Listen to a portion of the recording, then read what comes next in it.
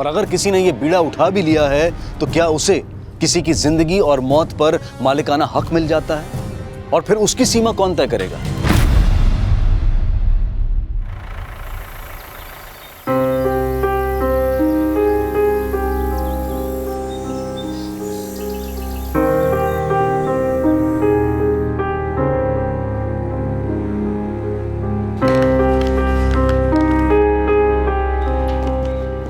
अरे बेटा, ये सुबह सुबह का झमेला लेके बैठ गई हो। चलो नाश्ता करो जल्दी से। अरे चलो। अम्मा, कलेक्टर साहब को लेटर लिखे हैं, स्कूल जाते वक्त पोस्ट कर देंगे। तो चलता रहेगा, लेकिन अम्मा हम जानते हैं आप क्या कहना चाहती हैं, लेकिन जब तक हमको स्कूल खोलने की मंजूरी नहीं मिल जाती ना, तब तक हम चैन से नहीं बैठेंगे। लेकिन मंजूरी भी मिल जाएगा, लेकिन अम्मा आपके लेकिन से हमारा लेकिन का वाद विवाद जल्दी खत्म हो जाएगा। अभी आप सिर्फ नाश्ता कीजिए, समझी? तू ना हमको बच्चा समझ के फुसला देती है। हाँ बेटा, लेकिन अम्मा फिर लेकिन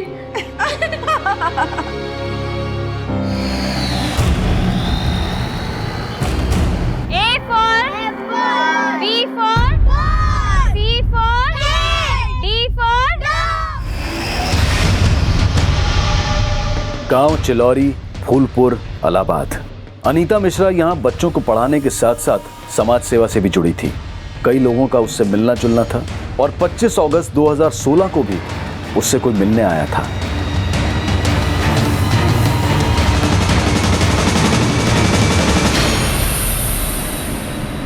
आज के लिए तुम लोगों की छुट्टी। चलो सब लोग घर जाओ और सब पढ़ के आना। अनीता मिश्रा चिल्लौरी गांव का एक जाना माना परिचय थी, लेकिन जल्द ही अनीता मिश्रा एक ऐसा रहस्य बन गई जो उसके अचानक गायब हो जाने की पहेली बनकर सामने आया।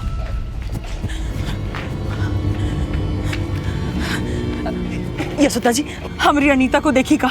नहीं जीजी, हम नहीं देखे।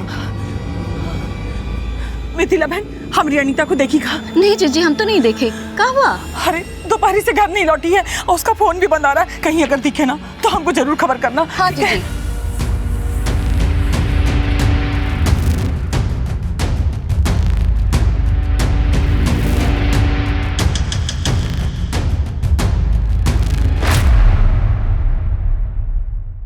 पच्चीस अगस्त 2016 की शाम अनीता मिश्रा के लापता होने की रिपोर्ट फूलपुर पुलिस स्टेशन में अनीता मिश्रा की मां शारदा मिश्रा द्वारा लिखवाई गई। तो अनीता के विद्यार्थियों ने क्या बोला आपको? साहब, सब बच्चा बोल रहे थे कि जब अनीता उनको पढ़ा रही थी तो एक बहुत बड़ा गाड़ी आया था हुआ।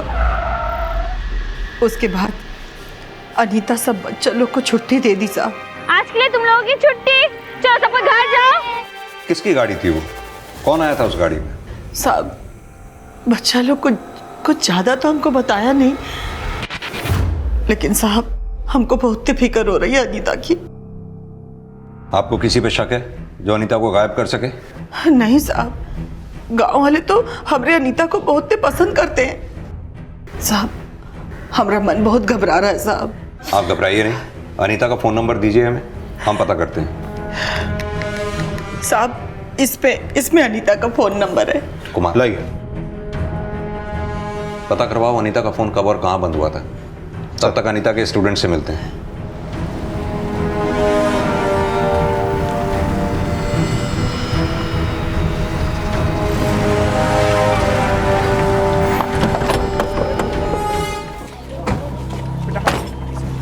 जिन जिन बच्चों को अनीता पढ़ाती थी उन सबको बुलाओ। हाँ। बच्चों, उस दिन आप लोगों की अनीता दीदी से कौन मिलने आया था? किसी ने देखा था? अच्छा, कौन से रंग की गाड़ी में आया था ये तो देखा होगा। वो नीला था। नीला नहीं था, काला था। काला नहीं था, पीला था। पीला नहीं, हरा था। बच्चों को याद नहीं तो क्या हुआ, लेकिन इतना तो तय है कि अनीता से मिलने कोई गाड़ी में आया था। श्रीवास्तव, चिलौरी के आसपास के गांव में अच्छी तरह से पूछताछ करवाओ, शायद कुछ पता चले। सर। पुलिस अब उस गाड़ी का पता लगा रही थी जो अनीता के साथ देखी गई थी, लेकिन कोई लीड नहीं मिली। लेकिन जब अनीता के कॉल रिकॉर्ड्स आए तो अनीता के गायब होने के कई एंगल नजर आने लगे। सर, ये अनीता का कॉल रिकॉर्ड। इस रिकॉर्ड के मुताबिक अनीता का फोन 25 अगस्त की दोपहर 12 बजे झूसी में बंद हुआ था। कुमार, अनीता 10 बजे तक चिल्लौरी में अपने स्टूडेंट्स के साथ थी, तब वहां गाड़ी आई थी।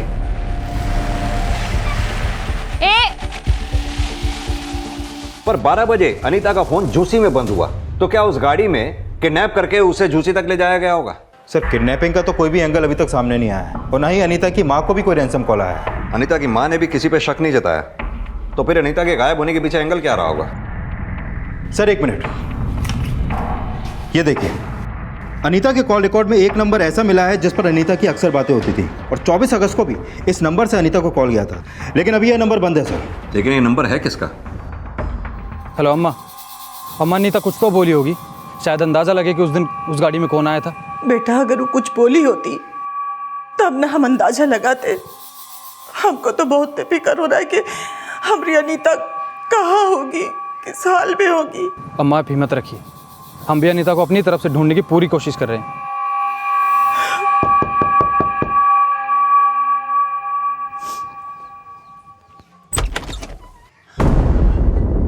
ये आपका या अनीता का झूसी में कोई जानने वाला है क्या? झूसी? नहीं साहब, झूसी से कुछ पता चला का? अनीता का फोन झूसी में बंद हुआ था। किसी केशव शुक्ला को जानती हैं आप? केशव शुक्ला? ये है केशव शुक्ला।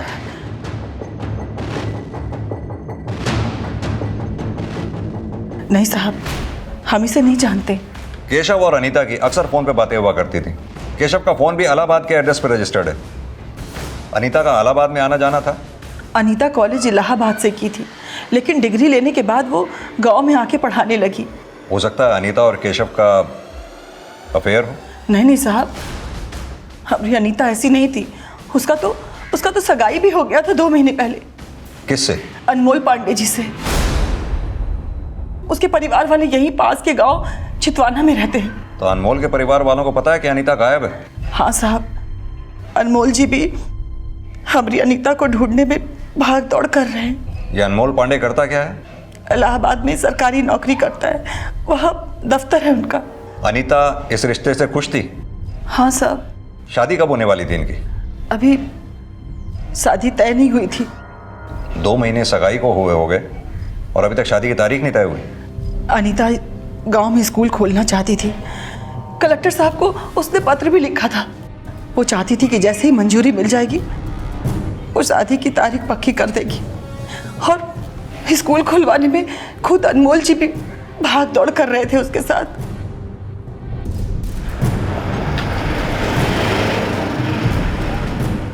अनीता और अनमोल की सगाई हो गई थी, तो अनीता और केशव का क्या रिश्ता रहा होगा जो उनके बीच इतने कॉल्स हुआ करते थे? और अनीता की माँ भी केशव के बारे में कुछ नहीं जानती। और सर, अनीता का मंगेतर अनमोल, उसने भी केशव को पहचानने से इनकार कर दिया था।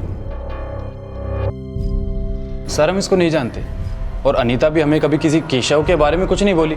माना अनीता की तुमसे सगाई हुई, लेकिन कभी भी तुम्हें लगा कि अनीता का किसी सर, ऐसा कुछ भी नहीं था। हो सकता है कुछ हो, लेकिन तुम्हें पता ना हो। सर, ऐसा कुछ भी होता तो अनीता हमसे सगाई क्यों करती? अनीता की माँ ने भी यही बोला था कि अनीता और अनमोल की सगाई अनीता की खुशी से तय हुई थी। और सर, अनीता के गांव वालों के बयान से भी नहीं लगा कि अनीता का किसी और से चक्कर होगा। अनीता बहुत ही संस्कारी और सुशील लड़की थी, वो कभी किसी का बुरा नहीं की। अनीता चाहती तो किसी बड़े स्कूल का टीचर बन सकती थी, लेकिन इस गांव के बच्चों को वो मुफ्त में पढ़ा रही थी। और ऐसा अभी तक कुछ भी सामने नहीं आया जिससे लगे कि केशव और अनीता के बीच अफेयर का कोई एंगल होगा। लेकिन कोई ना कोई तो एंगल है। जो अनीता गायब है और केशव का फोन भी बंद है।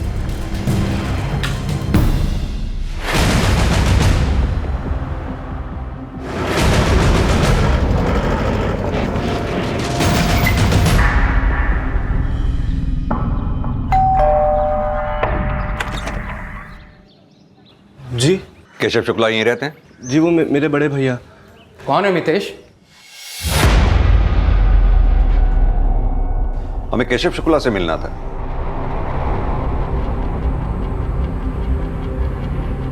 क्या हुआ? केशव घर पे नहीं है क्या? साहब, केशव का तो 3 दिन पहले देहांत हो गया है।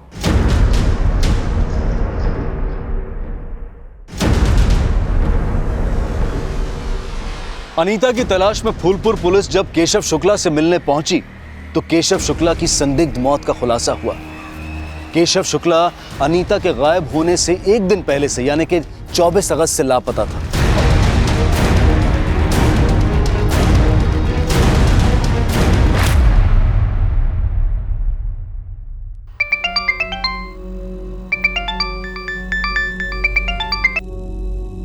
हेलो, आपके बेटे केशव की हमें तालाब में लाश मिली है। 25 अगस्त को हमको ये पता चला कि हमारा केशव नहीं रहा।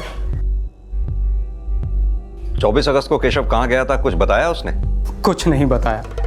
24 की भोर में ही चला गया था और बाद में हमको पता चला कि वो कॉलेज भी नहीं गया है और उसका फ़ोन भी नहीं लग रहा था। तो हमने जाकर पुलिस में रिपोर्ट लिखवा दी। और लेकिन उस दिन ऐसा क्या हुआ था? हमें कुछ समझ में नहीं आ रहा।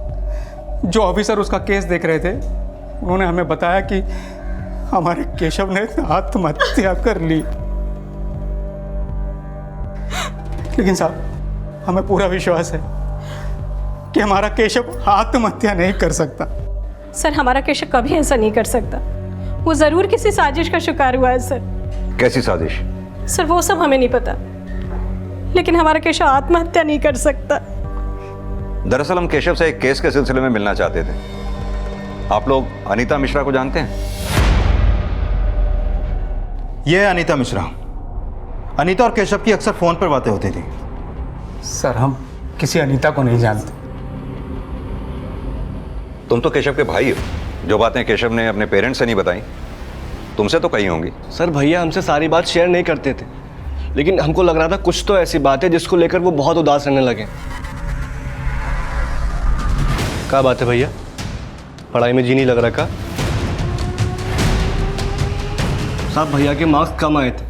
हमको लग रहा था कि भैया को इंजीनियरिंग की पढ़ाई बिल्कुल नहीं जम रहा था। लेकिन साहब, इसका मतलब ये नहीं है कि वो इतना कमज़ोर था कि सुसाइड कर लेता। और साहब, माना कि उसके नंबर कम आए थे, लेकिन उसका परफॉर्मेंस पहले बहुत अच्छा था। वो सुसाइड नहीं कर सकता साहब। केशव के पेरेंट्स नहीं मान रहे थे कि केशव ने आत्महत्या की होगी और इलाहाबाद पुलिस की आगे की इन्वेस्टिगेशन भी कई संभावनाएं खड़ी कर रही थी, जिसके बारे में फूलपुर पुलिस को उनसे मिलकर पता चला। हमें सुसाइड इसलिए लगा क्योंकि केशव की मौत पानी में डूबने की वजह से हुई थी, लेकिन हमने केशव के कॉल डिटेल्स भी चेक किए। वो काफ़ी समय से अनीता के टच में था, लेकिन अनीता का फ़ोन बंद होना ये हमें सस्पिशियस लगा। हम तो खुद फूलपुर जाने की तैयारी कर रहे थे। लेकिन अनीता मिश्रा तो खुद 25 अगस्त से फूलपुर से लापता है। केशव का फ़ोन 24 अगस्त को फूलपुर में एक्टिव था और वो काफ़ी समय से फूलपुर जा रहा था, जिसके बारे में उसके घर वालों को भी कुछ पता नहीं था। ये केशव के पेरेंट्स करते क्या हैं? केशव के माता पिता दोनों बैंक एम्प्लॉय हैं और वो केशव को इंजीनियर बनाना चाहते थे। लेकिन जब हमारे केशव के छोटे भाई मितेश से बात हुई तो उसने बताया कि वो इंजीनियर नहीं बनना चाहता था। हमें लगा हो सकता है इसी वजह से उसने सुसाइड किया हो। तो अब आपको क्या लग रहा है, केशव ने सुसाइड किया या नहीं किया? ये राज तो केशव और अनीता की 24 अगस्त की मुलाकात से जुड़ा हो सकता है, क्योंकि 24 अगस्त को केशव फूलपुर में था और केशव के पोस्टमार्टम रिपोर्ट के मुताबिक केशव की डेथ भी 24 अगस्त की शाम को हुई थी।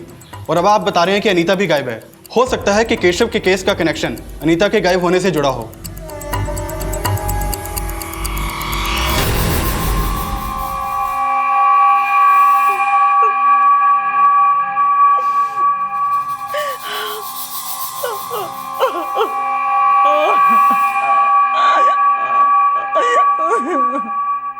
सर, अनीता की मां केशव को नहीं जानती और न ही केशव के घर वाले अनीता को।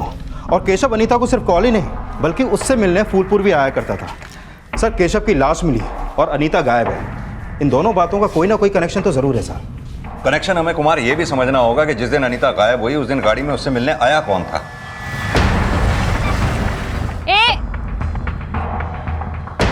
सर, कहीं ऐसा तो नहीं कि अनीता ने अनमोल से सगाई की और केशव से भी चक्कर चलाया, मतलब 2 टाइमिंग। तो क्या हो सकता है कि केशव ने इसी वजह से आत्महत्या की या फिर कुछ और ही हुआ? इसका पता तो अनीता से मिलकर ही चलेगा। और सर, ऐसा भी तो हो सकता है कि केशव के घर वालों को लगता हो कि केशव की मौत की वजह अनीता है, इसलिए उन्होंने अनीता को गायब कर दिया और अभी हमसे झूठ बोल रहे हैं कि वो अनीता को नहीं जानते। ये केशव के घर वालों के कॉल रिकॉर्ड्स निकलवाओ। पता करो कि 25 अगस्त को वो लोग फूलपुर आए थे क्या। ये भी पता करो कि केशव फूलपुर सिर्फ अनीता से मिलने आता था या फिर फूलपुर में उसका कोई और भी जानने वाला है। सर, केशव का case suicide, abetment of suicide और हत्या भी समझा जा रहा था और वजह माना जा रहा था अनीता को। अनीता का गायब होना उसे सस्पेक्ट भी बना रहा था और केशव के परिवार के बदले का विक्टिम भी।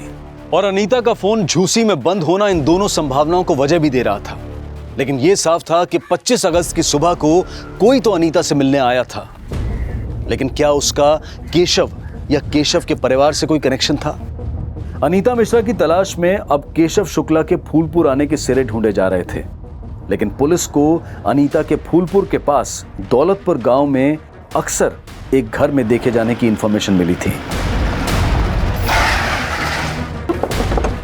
सर, यही घर है जहां पर अनीता का अक्सर आना जाना था।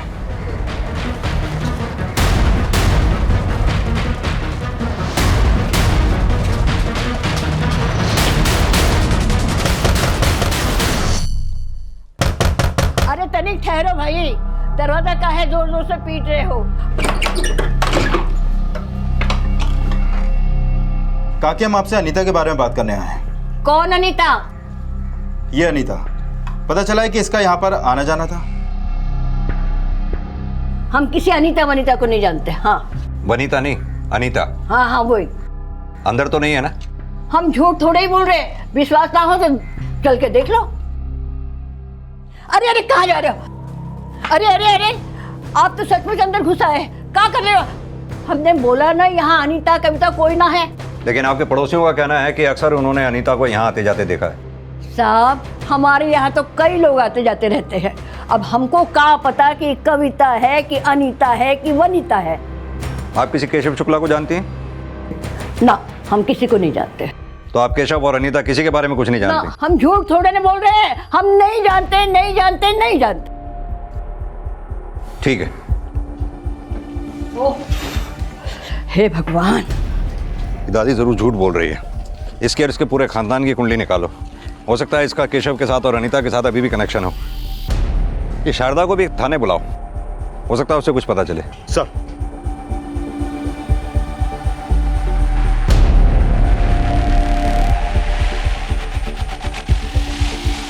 नहीं साहब, हम इनको नहीं जानते।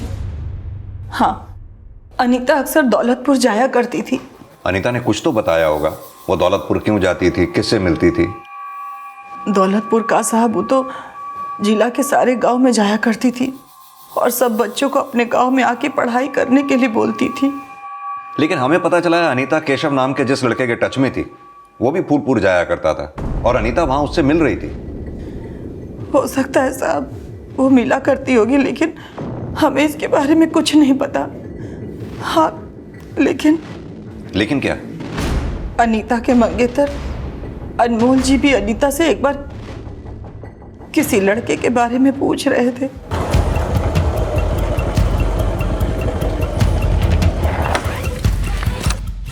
अनीता, वो लड़का कौन था? कौन लड़का? जिससे तुम रोड पर बात कर रही थी? अच्छा, वो हमारी सहेली का जानने वाला था। जब आप उस दिन केशव के बारे में हमसे पूछ के गए थे, तब हम अनमोल जी से उस लड़के के बारे में पूछे थे। तो क्या बोला अनमोल ने? सर, हम जिस लड़के को अनीता के साथ देखे थे वो लड़का वो नहीं था जिसकी आप फोटो दिखाए थे। तो कौन लड़का था वो?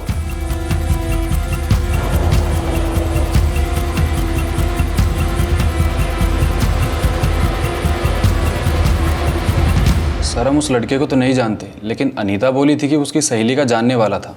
कौन सहेली? सर, हम ये तो नहीं पूछे थे। अनीता केशव के अलावा किसी और लड़के से भी मिल रही थी, लेकिन वो लड़का कौन था, अनीता की किस सहेली का जानने वाला था, फिलहाल इसकी कोई लीड पुलिस को नहीं मिली थी। लेकिन जब पुलिस ने उस बुजुर्ग महिला सावित्री देवी के बारे में छानबीन की तो उन्हें एक महत्वपूर्ण बात पता चली।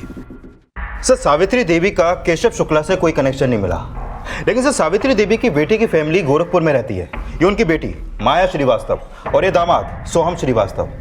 इनके फोन 25 अगस्त को फूलपुर में एक्टिव थे और सर इनके पास एक वाइट कलर की एसयूवी है जिसने 25 अगस्त को फूलपुर चुंगी क्रॉस की थी। सर, हो सकता है उस दिन यही लोग अनीता के पास आए हों। गोरखपुर में रहते कहाँ हैं ये लोग?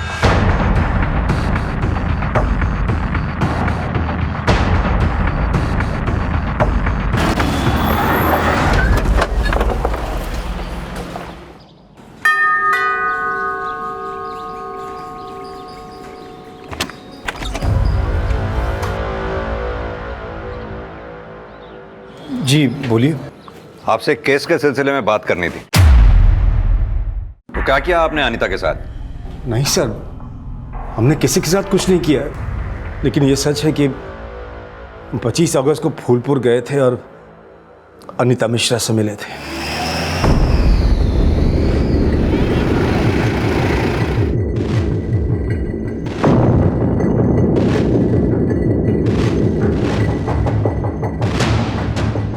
यही है अनीता।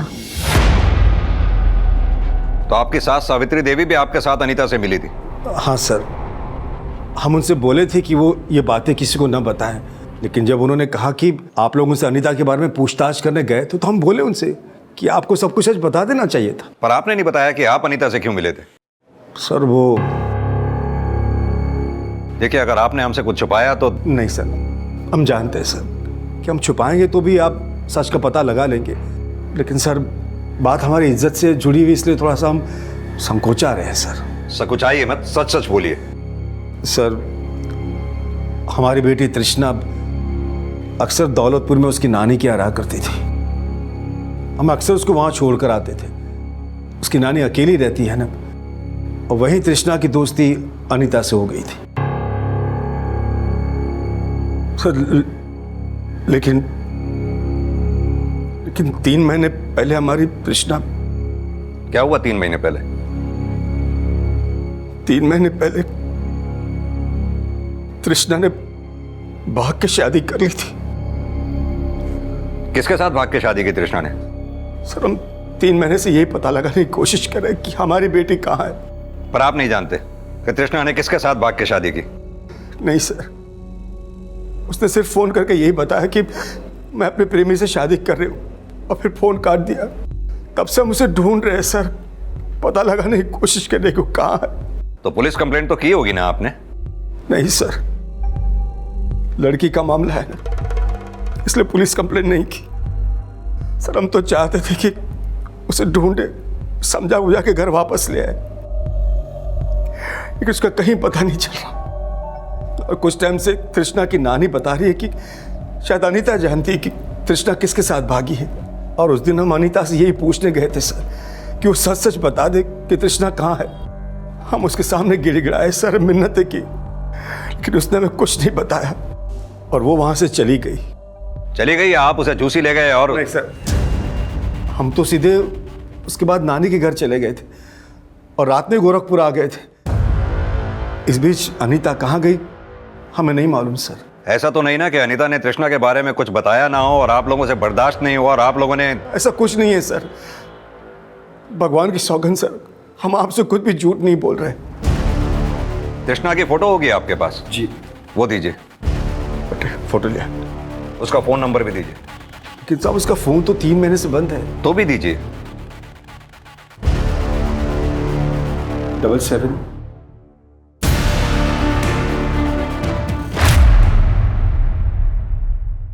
केशव की लाश मिलने के बाद अनीता मिसिंग केस अब इस सवाल से भी जुड़ गया कि क्या अनीता जानती थी कि पिछले 3 महीने से तृष्णा कहां थी। लेकिन अब अनीता कहां थी, इस सवाल का जवाब पुलिस को तृष्णा के माता पिता से भी नहीं मिला। और तृष्णा की नानी सावित्री देवी ने अपनी बेटी और दामाद की इज्जत को अपने झूठ की वजह बताया, लेकिन इससे भी अनीता की कोई लीड नहीं मिली। अनीता मिसिंग केस को इन्वेस्टिगेट कर रही फूलपुर पुलिस को इलाहाबाद के केशव शुक्ला की संदिग्ध मौत का केस भी सौंप दिया गया, और अनीता के गायब होने को केशव और तृष्णा के साथ भी जोड़कर देखा जाने लगा।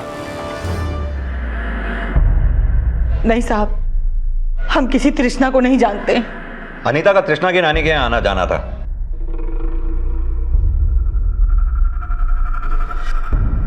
क्या कभी तृष्णा अनीता के साथ यहाँ आई थी? नहीं साहब, हम अनीता को कभी इसके साथ नहीं देखे। आप केशव को भी नहीं जानती और तृष्णा को भी नहीं जानती, लेकिन अनीता का इन दोनों के साथ कनेक्शन था। यह भी तो हो सकता है कि अनीता ने यह बात आपसे छुपाई हो और आप अब हमसे छुपा रही हो। भला हम काहे कुछ छुपाएंगे साहब? 6 दिन से हमारी बच्ची गायब है, और आप हर रोज कोई ना कोई फोटो लेके चले आते हैं, पर ये नहीं बताते कि हमारी अनीता है कहाँ। आपकी अनीता को ही ढूंढने की कोशिश कर रहे हैं हम। ऐसा तो नहीं, आप जानती हैं आपकी बच्ची अनीता कहाँ है और आप हमें नहीं बता रही। साहब हम खुद परेशान हैं और आप कह रहे हैं कि हम जानते हैं।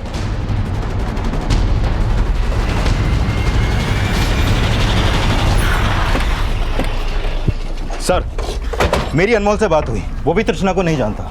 लेकिन अनमोल ने तो कहा था कि उसने अनीता को किसी लड़के के साथ देखा था, और अनीता उससे बोली कि अच्छा वो हमारी सहेली का जानने वाला था। हो सकता है तृष्णा ने 3 महीने पहले उसी लड़के के साथ भाग के शादी की हो। लेकिन सर वो लड़का कौन था, कहाँ का है, इसके बारे में भी अनमोल को कुछ नहीं पता। सर बस झलक भर देखे थे उसको, चेहरा ठीक से याद नहीं, स्केच कैसे बनवाएंगे। ये तृष्णा के पेरेंट्स की पिछले दिनों की एक्टिविटीज पता की? हाँ सर, वो लोग 24 अगस्त को गोरखपुर में थे और 25 अगस्त को अनीता गायब हुई। उनका फ़ोन पूरे दिन फूलपुर में एक्टिव था। और सर ये भी पता चला है कि उनकी वाइट कलर की एसयूवी तृष्णा की नानी के घर के बाहर भी देखी गई थी। सर अनीता का फ़ोन 25 अगस्त को झूसी में बंद हुआ। हो सकता है तृष्णा का कनेक्शन भी झूसी से हो। अगर तृष्णा का कनेक्शन झूसी से है तो 6 दिन से अनीता के गायब होने का राज तृष्णा के 3 महीने पहले गायब होने के राज से कैसे जुड़ा हो सकता है? और केशव की संदिग्ध मौत से अनीता का क्या कनेक्शन हो सकता है, यह तभी साफ हो पाएगा जब हमें अनीता का पता चल पाएगा। आप सभी लोग झूसी के आसपास के सभी गांवों में जाकर अच्छी तरह से दोबारा पूछताछ करो। और कुमार तुम तृष्णा और अनीता के जैसी कॉल रिकॉर्ड्स आ जाएं, उन्हें फौरन स्टडी करो। अगर तृष्णा के पेरेंट्स की बात सही है कि तृष्णा किसी लड़के के साथ भागी थी, तो हो सकता है उस लड़के का लीड हमें तृष्णा या अनीता के कॉल रिकॉर्ड से मिले। सर मैंने केशव के घर वालों के बारे में पता किया तो ये पता चला कि उसके पेरेंट्स का फूलपुर से कोई कनेक्शन नहीं है। हाँ, लेकिन उसके भाई मितेश के कॉल रिकॉर्ड के मुताबिक उसका फ़ोन फूलपुर में अक्सर एक्टिव रहता था। यानी केशव के साथ साथ मितेश का भी फूलपुर आना जाना था। तो ये बात उसने हमें पहले क्यों नहीं बताई?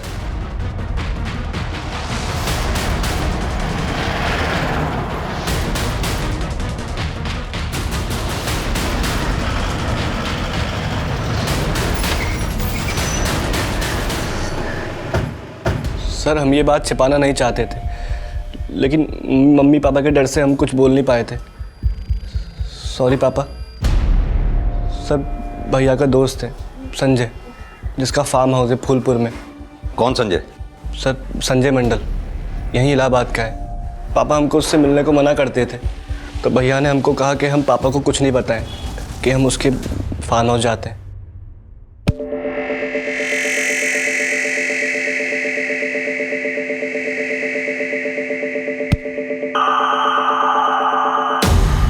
तो संजय के फार्म हाउस जाके तुम लोग अय्याशी किया करते थे?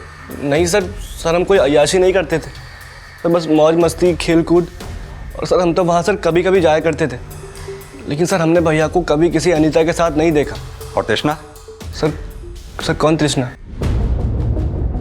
ये तृष्णा। सर हम सच कह रहे हैं, हमने आज तक भैया को कभी किसी लड़की के साथ नहीं देखा। और हमको तो ये भी नहीं पता कि 24 अगस्त को भैया फूलपुर गए थे। संजय को भी ये बात नहीं पता थी, वो भी उस दिन इलाहाबाद में था। ये संजय मंडल इलाहाबाद में कहाँ रहता है, वहाँ का एड्रेस, फ़ोन नंबर सब दो हमें।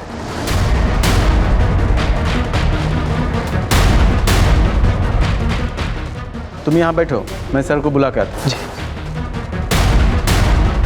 संजय मंडल वही लड़का था जिसे अनीता के मंगेतर अनमोल ने अनीता के साथ देखा था। लेकिन क्या संजय का अनीता और तृष्णा से कोई कनेक्शन था? सर हम किसी तृष्णा को तो नहीं जानते, लेकिन हाँ इस अनीता को ज़रूर जानते हैं। अनीता को जानते हो तो अनीता है कहाँ? सर हमें नहीं पता सर, हम तो केवल इसको 1-2 बार मिले और वो भी बहुत समय पहले। क्यों मिले थे? सर केशव ने मिलवाया था, बोला था उसकी दोस्त है। कैसी दोस्त? सर वैसी वाली दोस्त नहीं, केशव का तो किसी और के साथ अफेयर था। किसके साथ? सर ये उसने नहीं कभी बताया। केशव ने तुम्हें अपनी गर्लफ्रेंड से नहीं मिलवाया, अनीता से मिलवा दिया। सर उसने मिलवाया नहीं था, वो तो हमने खुद ही उनको देख लिया था।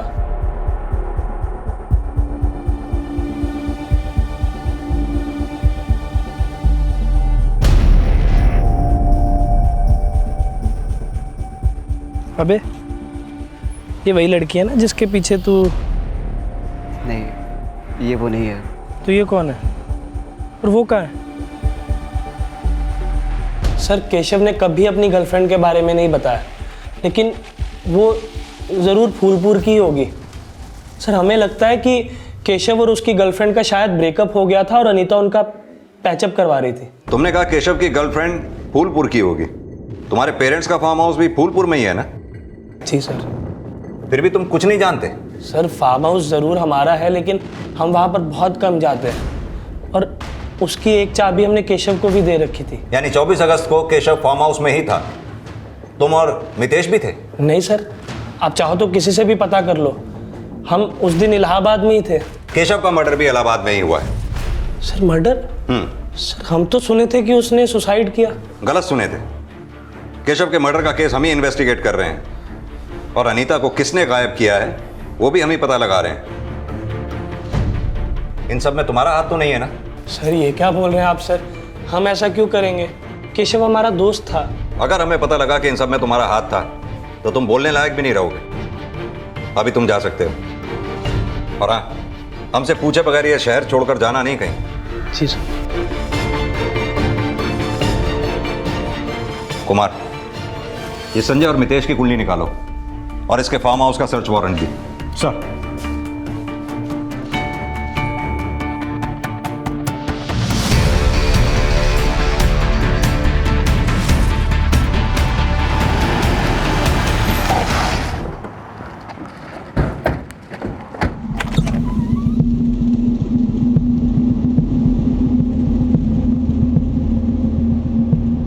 पुलिस ने जब संजय के फार्म हाउस को इंस्पेक्ट किया तो अनीता से रिलेटेड कोई क्लू नहीं मिला, लेकिन संजय और मितेश दोनों रडार में थे। तभी अनीता और तृष्णा के 3 महीने पुराने कॉल रिकॉर्ड सामने आए। सर, 3 महीने पहले तृष्णा का फोन बंद होने तक तृष्णा के फोन से अनीता को कॉल होते थे।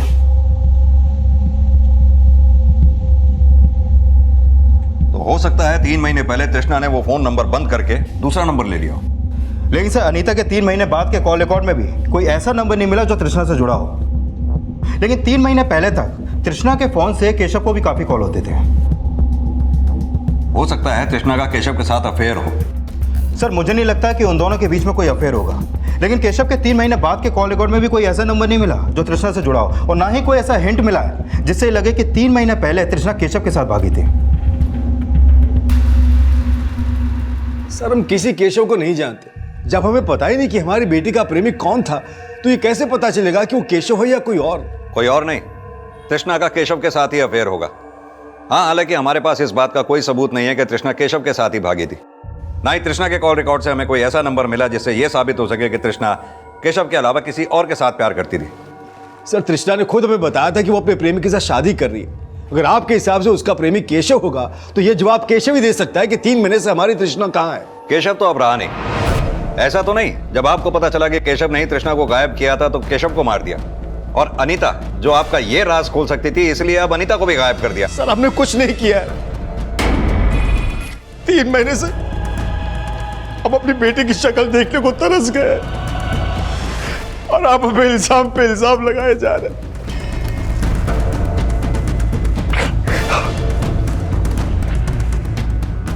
सर, मैंने केशव के भाई मितेश और उसके दोस्त संजय के बारे में पता किया। दोनों काफी अय्याश हैं सर। इन दोनों के खिलाफ कोई क्लू मिला? नहीं सर, फिलहाल कोई क्लू नहीं मिला है। लेकिन हो सकता है कि तृष्णा का गायब होना इस राज से जुड़ा हो कि मितेश और संजय ने तृष्णा के साथ कुछ किया हो, और 3 महीने बाद इसका पता केशव और अनीता को लग गया। इसलिए मितेश और संजय ने अपना क्राइम छुपाने के लिए पहले केशव को मारा और फिर अनीता को गायब कर दिया।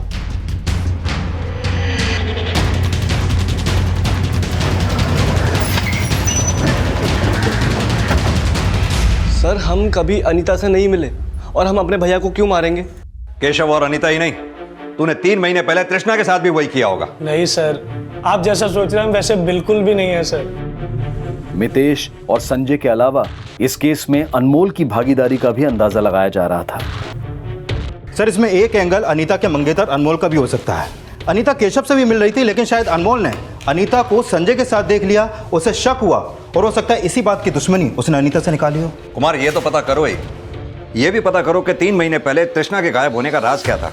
तृष्णा के बारे में छोटी से छोटी इंफॉर्मेशन इकट्ठा करो, उससे जुड़ा कोई भी क्लू हमें अनीता के बारे में लीड दे सकता है। सर, तृष्णा की लीड तलाशने के लिए तृष्णा से जुड़े लोगों से पूछताछ की जा रही थी, और इसी दौरान पुलिस को सोनपुर से एक ऐसी बॉडी मिलने की सूचना मिली जो 26 अगस्त को सोनपुर पुलिस को मिली थी। और नहीं हो सकती, हमारी अनीता नहीं हो सकती, हमारी अनीता हो ही नहीं सकती, नहीं हमारी अनीता नहीं है, नहीं।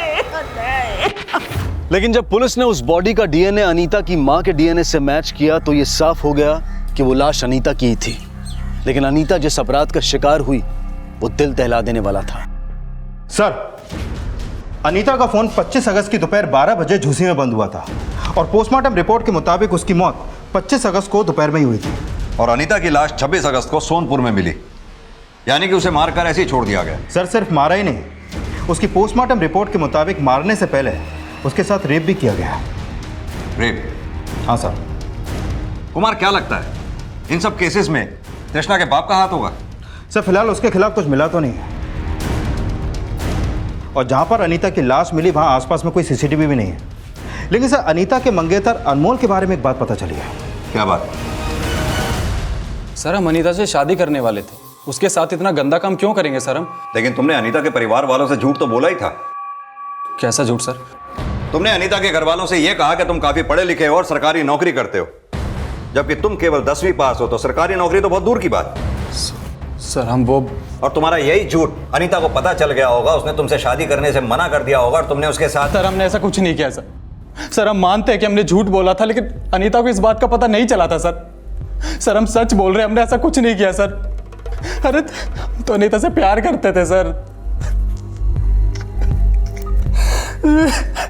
इस केस में ना तो अभी अनमोल की इन्वॉल्वमेंट के पुख्ता सबूत हाथ लगे थे और ना ही मितेश और संजय के खिलाफ कुछ मिला था, लेकिन जल्द ही पुलिस को एक नई जानकारी मिली। हेलो, ठीक है, तुम आगे की और इन्फॉर्मेशन निकालो। सर पता चला है कि 3 महीने पहले तृष्णा का फोन बंद होने के अगले दिन तृष्णा के पेरेंट्स ने बनारस की टिकट बुक कराई थी और वो वहां से 3 दिन बाद लौटे। पुलिस ने जब तृष्णा के पेरेंट्स का अचानक बनारस जाने का राज पता लगाया तो इस केस में एक नया मोड़ आया।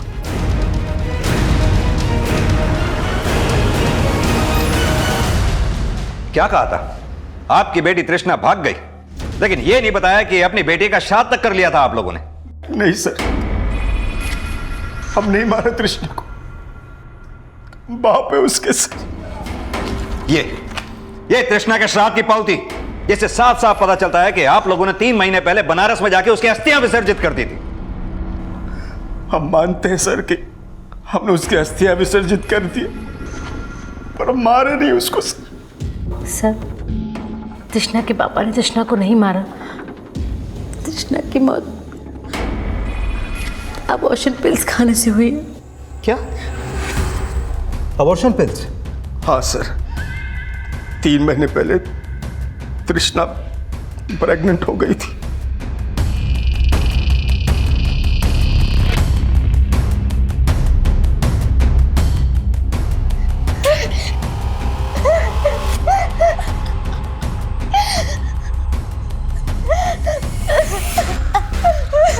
तृष्णा, तृष्णा क्या हुआ बेटा? बोल बोल, किसके साथ किया ये सब? बोल, कौन है वो लड़का? बोल। तुझे शर्म नहीं आई ये सब करने से पहले? हाँ? समाज में नाम बताओ उसका। समाज में थू कर रहा है हमारी, क्या नाम बोलते? बोल ना तृष्णा। कई बार पूछने पर भी उसने नहीं बताया कि वो लड़का कौन था। घर से भागने की कोशिश की तो हमने उसे रोक लिया। सर अबॉर्शन के लिए बाहर ले जाते किसी क्लिनिक में तो हमारी इज्जत पे बना थी सर। तृष्णा के पापा कहीं से पता करके आए थे कि कौन सी दवाई खाने से बच्चा गिराया जा सकता है। वो तृष्णा के लिए दवाई ले आए।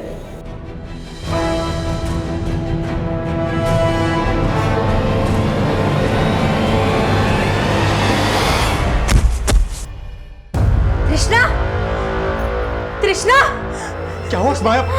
तृष्णा, तृष्णा बेटा क्या हुआ? तृष्णा, तृष्णा, तृष्णा!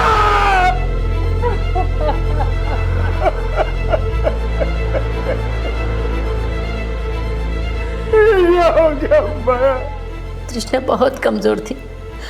अबॉर्शन पिल खाने से उसे इतना ब्लीडिंग हुआ कि उसने दम तोड़ दिया। हम बहुत घबरा गए थे सर। हमें लगा कि ये बात बाहर आ गई तो हमारी बदनामी होगी समाज में, और इसी डर से हमने चुपके से तृष्णा का अंतिम संस्कार कर दिया। सर हम आज भी पश्चाताप में जल रहे हैं कि हमारी तृष्णा हमारी वजह से हमने हमारी बच्ची को नहीं मारा साहब। और अनीता को? नहीं सर, हमने अनीता के साथ कुछ नहीं किया। तृष्णा की मौत के बाद अनीता बार बार उसके बारे में पता लगाने की कोशिश कर रही थी और तृष्णा की नानी उसके बार बार पूछने से तंग आ गई थी। हमें लगा कि वो कोई एक्शन ना ले, इसलिए हम उस दिन उसे प्यार से समझाने गए थे।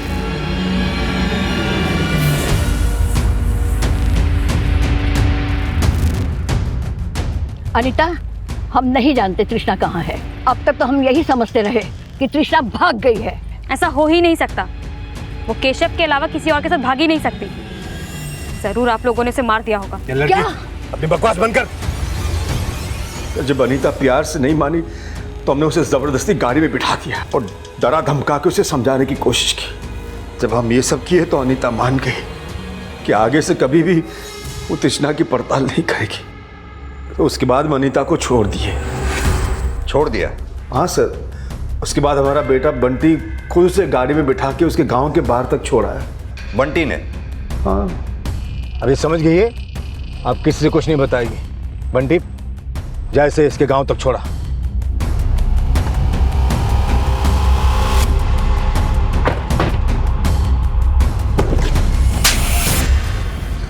बोला बोल। हम पापा को झूठ बोले थे कि हम उसको छोड़ आए थे। हम उसको सबक सिखाना चाहते थे। अनीता की वजह से तृष्णा उस लड़के से चक्कर चलाई। तो तू केशव के बारे में भी जानता था? नहीं, हमें नहीं पता था वो केशव था। पता होता तो उसको पहले ही मार दिया होता। तृष्णा अनीता की वजह से नहीं, तेरे बाप की वजह से मरी थी। लेकिन अनीता ही उसको बिगाड़ी थी, इसीलिए हम उसको अच्छे से सबक सिखा दिए।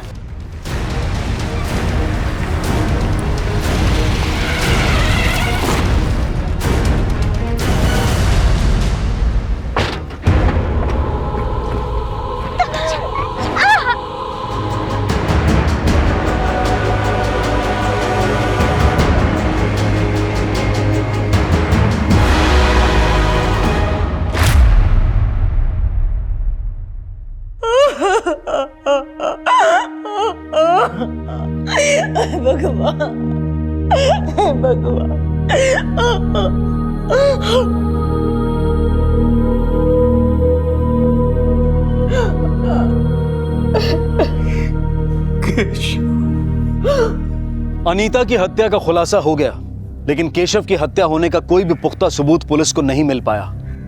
पुलिस यही मानकर चल रही थी कि शायद केशव और तृष्णा एक दूसरे से प्यार करते थे, और जब केशव को यह पता चला कि तृष्णा की हत्या हो गई है तो शायद उसने हताशा में आत्महत्या कर ली होगी।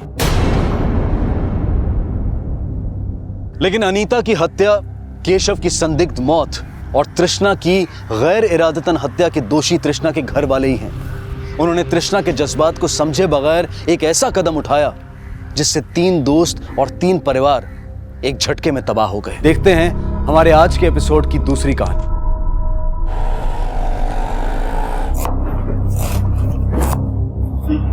सोया, जल्दी से अपना होमवर्क पूरा करो और सो जाओ। मुझे भी कल होटल में देने वाली बिरयानी की तैयारी करनी है।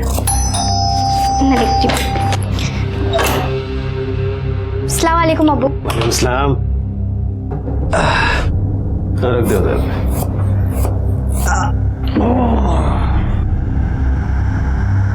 वो मैं सोने जा रहा हूँ, मेरे को नींद आ रही है।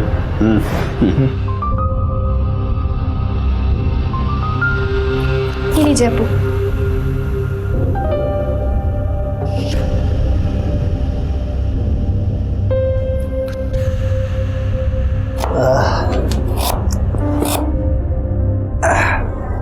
फातिमा, वो हमारे सर है ना महेश जी, कल उनको घर पे दावत में बुलाया है। दावत? कैसी दावत? वसीम, तुम्हें पता है ना हमारा तलाक हो चुका है और अभी तक सुलह नहीं हुई। और अभी से तुमने अपने दोस्तों को यहाँ नहीं हुई तो हो जाएगी ना। हलाला के सिलसिले में मौलाना से बात हुई है ना। 80 साल के बुजुर्ग हैं, तुम्हें ज्यादा परेशानी नहीं होगी। तो क्या करूं?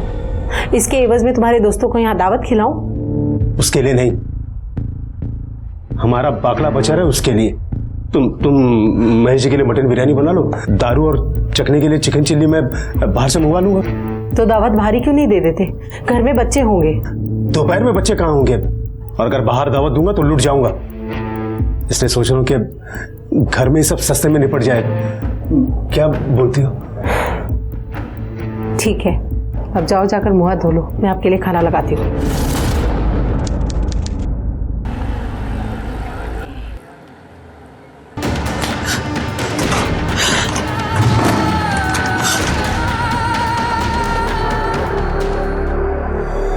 जोया, जोया क्या हुआ बेटा, रो क्यों रही हो? अम्मी पिछले 2-3 घंटे से रोए जा रही है और मैंने पूछा तो कुछ बताती भी नहीं है। फातिमा, फातिमा, क्या हुआ? तुम क्यों रो रहे हो? फातिमा, क्या हुआ? क्या हुआ?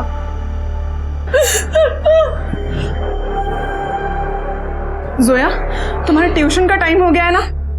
जाओ बेटा, अभी ट्यूशन जाओ, मैं हूं यहाँ पर, ठीक है? जाओ। फातिमा, अब बताओ क्या हुआ?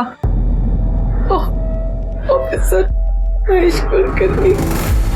वसीम भाई, बाबूजी के पिछले बिरयानी का स्वाद आज भी याद है।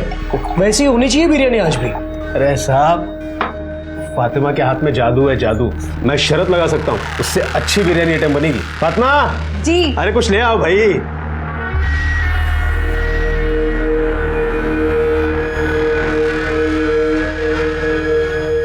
क्या वसीम भाई सब सूखा सूखा ही खिलाओगे? कुछ चिकन मिकन मंगाओ।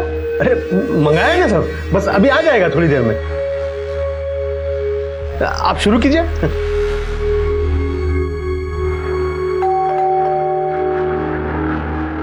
ये लीजिए, चिकन आ गया।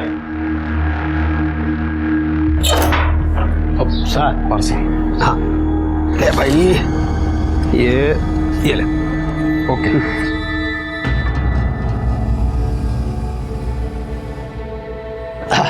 साहब बस तैयार करके लेके आया।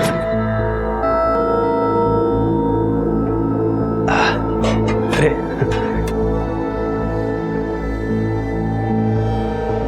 ये है ना, अरे खा लो चुपचाप, देख थोड़ी रहा कोई तरफ है। बस बस बस बस। अच्छा ठीक है, और लगेगा तो ले लेना। हा?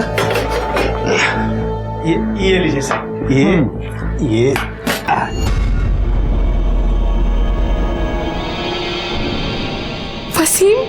वसीम ने बिना हलाला के मेरे साथ ये गंदी हरकत की। वसीम उठिए। वसीम, हम बाज नहीं आएंगे ना अपनी पुरानी हरकतों से? बिना हलाला के आपने मेरे साथ नींद में ये गंदी हरकत। अरे कौन सी हरकत? मैंने क्या किया है? मैं तो ये खाते पीते सो चुका था, अब तुम्हारे जगाने पे तो जागा हूं। तुमने नहीं किया तो फिर किसने मेरे साथ?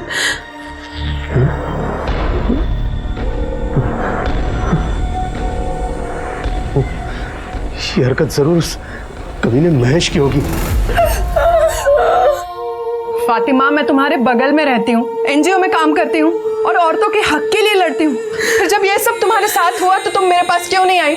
देखो फातिमा, तुम्हारे साथ जो हुआ है उसे बदला तो नहीं जा सकता, लेकिन जिसने भी तुम्हारा रेप किया है उसे सजा जरूर मिलेगी।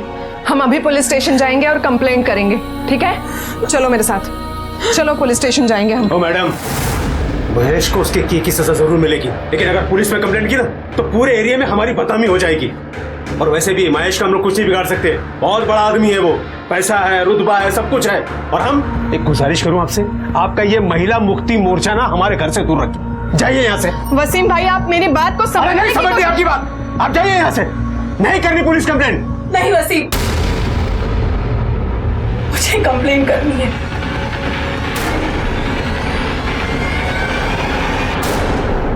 मैम, ये फातिमा है, हमारे एरिया में ही रहती है, इसके साथ रेप हुआ है।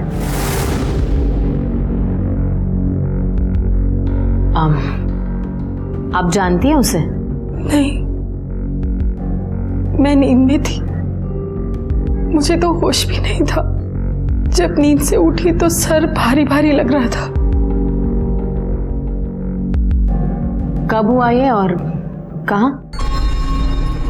आज दोपहर को मेरे घर पे मेरे शौहर ने एक ऑफिसर को दावत पे बुलाया था। महेश नाम है उनका, महेश कुलकर्णी। दोपहर का खाना खाया,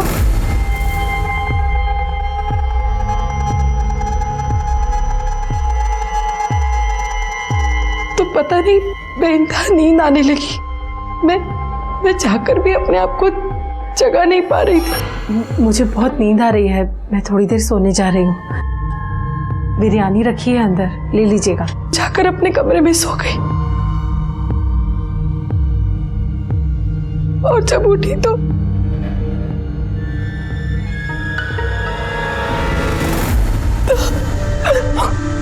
फातिमा, फातिमा संभालो अपने आप को। फातिमा, ये लो। आपने तो कहा आपके पति उस वक्त आपके साथ थे, तो फिर वो यहाँ कंप्लेंट लिखवाने क्यों नहीं आए?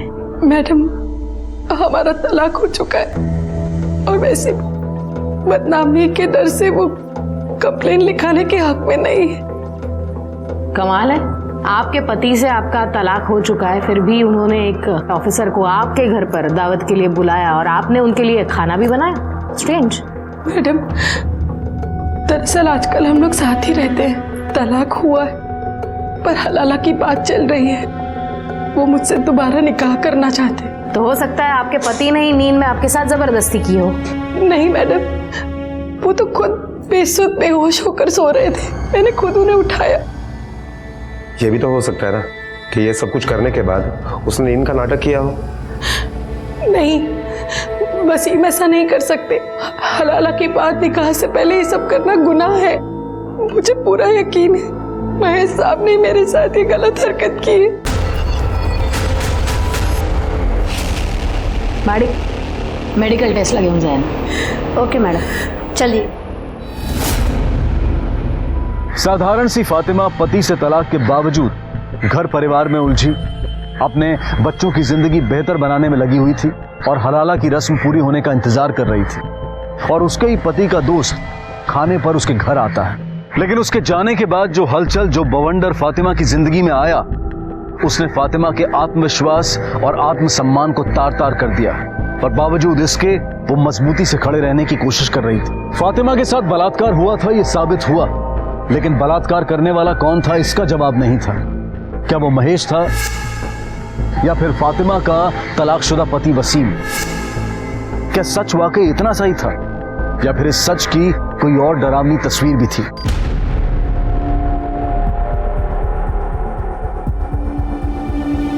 ये फातिमा का ही घर है ना? जी अम्मी का ही है। बेटा, हम मुआवना करने आए, आप थोड़ा वहां खड़े रहना और किसी भी चीज को हाथ मत लगाना।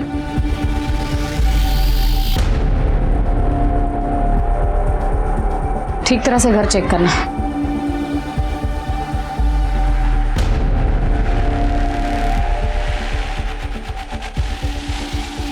मैडम। हाँ। मैडम ये देखिए, इतनी सारी बिरयानी, ये पार्सल का डिब्बा, ये झूठी खांडवी, बाहर शराब की बोतलें, 2 ग्लासेस। मुझे लगता है कि फातिमा सच बोल रही है और हो सकता है कि इसी खाने में नींद की दवाई मिलाई गई हो और शायद उसी बेहोशी की नींद में महेश ने या फिर खुद वसीम ने उस पर रेप किया हो। एक काम करना, सब एविडेंस कलेक्ट करना और ग्लासेस और बॉटल फिंगरप्रिंट्स के लिए लैब में भेज देना।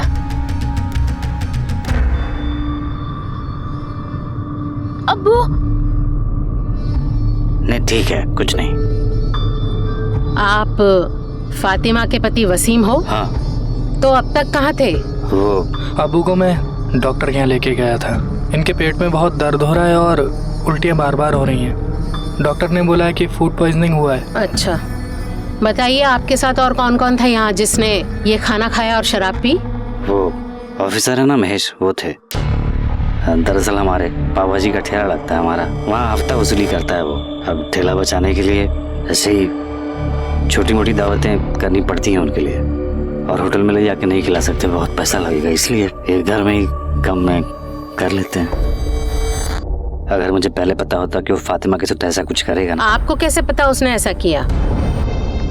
आप भी तो हो सकते हैं। देखिए, मानता हूँ कि फातिमा के साथ मेरा तलाक हो गया है, लेकिन वो मेरी बीवी है, और अगर मैंने किया होता तो मेरे खिलाफ कंप्लेन करती ना। पता चलेगा किसने क्या किया और क्या नहीं। पाटिल, इनका मेडिकल टेस्ट कराओ। साहब, वो महेश साहब का क्या है ना, वो सबको ही दुखी करते, सबसे हफ्ता लेते साहब। पर साहब वसीम भाई भी इतने शाने हैं ना महेश सबको 1 रुपया नहीं देते थे, पूरा पैसा दारू में उड़ाते थे। पर महेश भी कम चिंती नहीं था साहब, वो बराबर वसीम के पीछे लगा हुआ था। वसीम को स्टॉल बेचना नहीं था साहब, और वो महेश को पैसा भी नहीं दे पा रहा था। पता नहीं वसीम क्या सोच के बैठा था। मैडम, फातिमा और वसीम इन दोनों की मेडिकल रिपोर्ट आ गई है और इस रिपोर्ट के मुताबिक फातिमा के बॉडी में जो सीमेंट पाए गए हैं वो वसीम के सीमेंट से मैच नहीं हो रहे। मतलब वसीम और फातिमा के शारीरिक संबंध नहीं हुए? हाँ मैडम, और स्टार्टर में जो इन दोनों ने चिकन चिली खाई थी उसमें नींद की दवाई मिलाई गई थी। दोनों की ब्लड रिपोर्ट में उसके ट्रेसेस पाए गए हैं। जादव, वसीम को पैसों की जरूरत थी, कहीं ऐसा तो नहीं कि पैसों के लिए या फिर महेश का हिसाब चुकता करने के लिए वसीम ने ही अपनी बीबी फातिमा का सौदा किया हो, या फिर महेश की नीयत बिगड़ गई?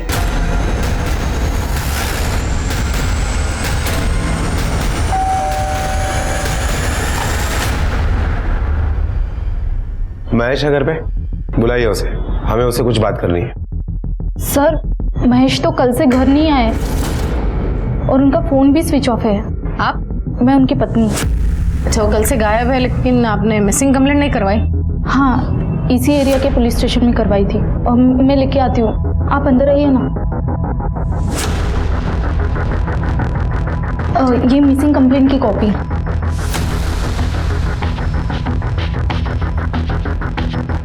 महेश का नंबर दे और जैसे वो घर पे आता है हमें इन्फॉर्म करना। नंबर है 996711।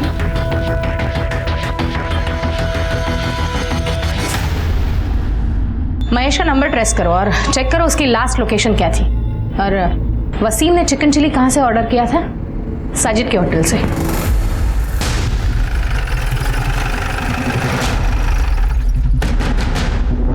यहाँ साजिद कौन है? मैं हूँ मैडम। आपके यहाँ से फातिमा और वसीम के घर पे 18 तारीख को चिकन चिली गई थी। हाँ, गया था मैडम। आप जानते हैं फातिमा और वसीम को? जानता हूँ। कितनी अच्छी तरह से जानते हो? अब अच्छी तरह से जानता हूँ। फातिमा हर रोज हमारे यहाँ 25 किलो बिरयानी बेचती थी, तो काम का वास्ता हुआ ना मैडम। तो आपको ये पता होगा कि उसके साथ रेप हुआ है? नहीं। और आपके यहाँ से जो चिकन चिली गया है उसमें नींद की दवाई मिलाई हुई थी। देखिए मैडम, ये सब के बारे में मुझे कुछ भी नहीं मालूम है। कहीं ऐसा तो नहीं आप ही ने मिलाई और बाद में जाके फातिमा के साथ ये हरकत की हो? देखिए मैडम, मैं सच कह रहा हूँ, मैंने कुछ भी नहीं किया है। पाटिल, या ना मेडिकल टेस्ट सर्टिफिकेट जा। Okay madam. देखिए मैडम, मैं कुछ नहीं किया, मेरी बात जो बोला है उतना ही कर, चल। देखिए सर, मैं कह रहा हूँ मैंने कुछ नहीं किया। फातिमा, कैसी है तू? सुना तेरे बारे में, सुन के बहुत बुरा लगा।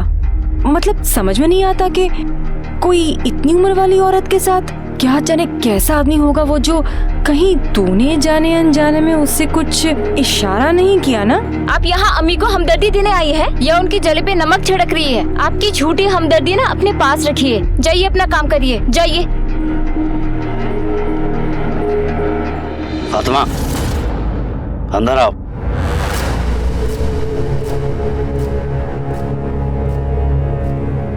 सुन लिया? मिल गया सुकून? अरे ये तो सिर्फ एक औरत थी, बाहर मोहल्ले में निकलोगी ना तो हर तरफ यही बातें हो रही हैं। अरे मैं कह रहा हूँ तुमसे कंप्लेंट वापस ले लो। उस महेश से ना तो अपनी तरफ से निपट लूंगा मैं।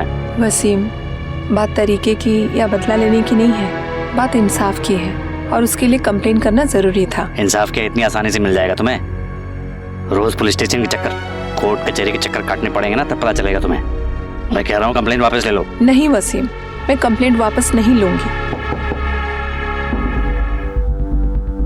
फातिमा जी, आप साजिद के रेस्टोरेंट के लिए बिरयानी सप्लाई करती हैं ना? जी। ये साजिद कैसा आदमी है? मतलब आपके साथ जो हुआ है वो कर सकता है? जी। देखिए, उस दिन आपके घर से जो चिकन चिली हमने बरामद की उसमें नींद की गोलियां मिलाई गई थी। आपको क्या लगता है कि ये हरकत साजिद कर सकता है? साहब, उसके पास मेरा बहुत पैसा बकाया है। जब मैंने पैसे मांगे तो उसने कहा कि तुम्हारे शौहर का उधार कौन चुकाएगा, इसलिए सारे पैसे कट गए। इस बात पे मेरा उसके साथ बहुत झगड़ा हुआ था और फिर एक दिन उसने मेरे साथ बदतमीजी करने की कोशिश की। मैम मुझे दे दीजिए, मैं लूँ। ए मोइन, तू जा पार्सल लेके, मैं देख लेता हूँ। तू जा।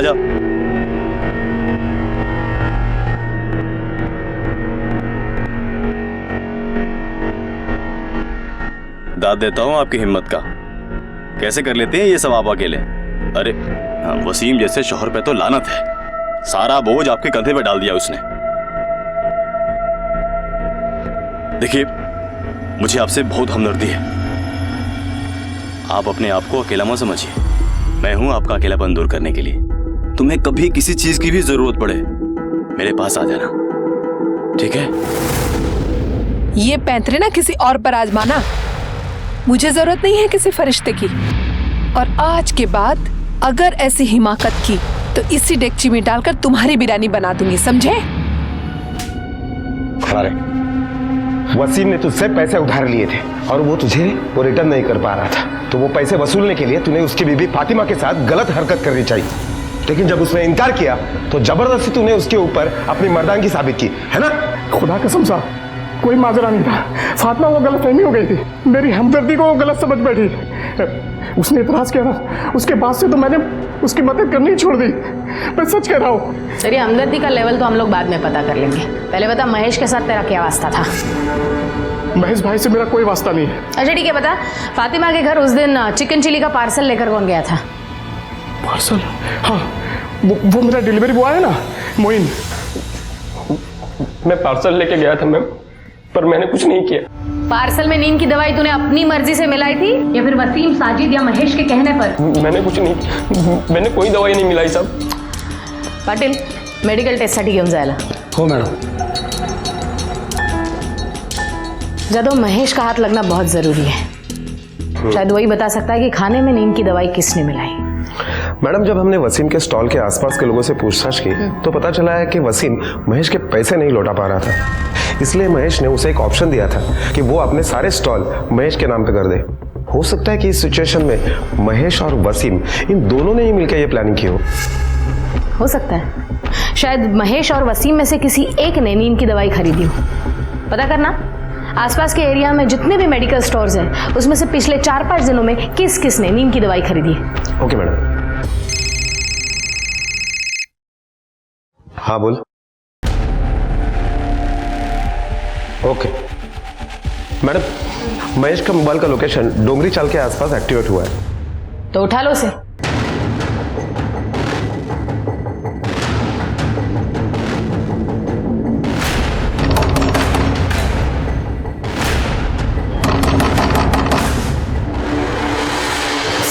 बता दो. मैं मानता हूँ मैं वसीम के यहाँ खाने पे गया था, लेकिन मैंने उसकी बेबी का रेप नहीं किया. मुझे कुछ नहीं पता. तो सिर्फ तेरे खाने में नींद की गोली क्यों नहीं थी? वो वसीम मुझे फंसाने की कोशिश कर रहा है. उस दिन स्टार्टर खा के मैं चुपचाप चला गया था वहां से. उसके बाद क्या हुआ मुझे कुछ नहीं पता. तुझे कुछ नहीं पता तो तू गायब क्यों हुआ था? फोन क्यों बंद था तेरा? वो उस दिन में ही वसीम ने मुझे शराब पिलाई थी.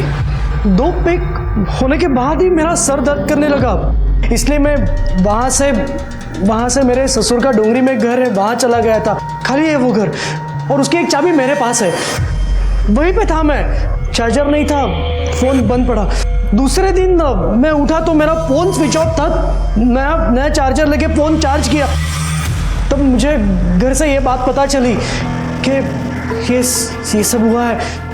इसलिए डर के मारे मैंने फोन बंद कर दिया और वही डोंगरी में छुपा रहा. मैंने कुछ नहीं किया. पाटिल, मेडिकल टेस्ट लगे होंगे. हो मैडम. चल मैडम, महेश के कॉल रिकॉर्ड के हिसाब से उस दिन वो वसीम के घर पे 2:30 बजे तक था और उसके बाद 5 किलोमीटर दूर वो चाली में था. वो 3 दिन तक वहीं था. कहीं ऐसा तो नहीं कि महेश के जाने के बाद किसी और ने ही ये रेप किया? हो सकता है, लेकिन महेश के मेडिकल रिपोर्ट्स आने तक कुछ नहीं कहा जा सकता. अगर महेश का सीमन और फातिमा के बॉडी पे मिला हुआ सीमन मैच होता है और डोर पे महेश के फिंगरप्रिंट्स मिलते तो डेफिनेटली रेप महेश ने किया है.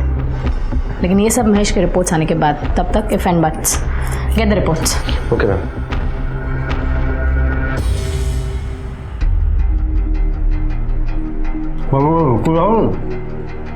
नहीं ठीक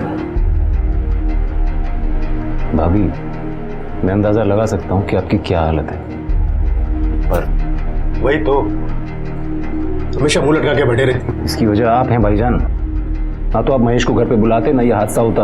उसको बुलाने की वजह तुम जानते हो ना सलीम।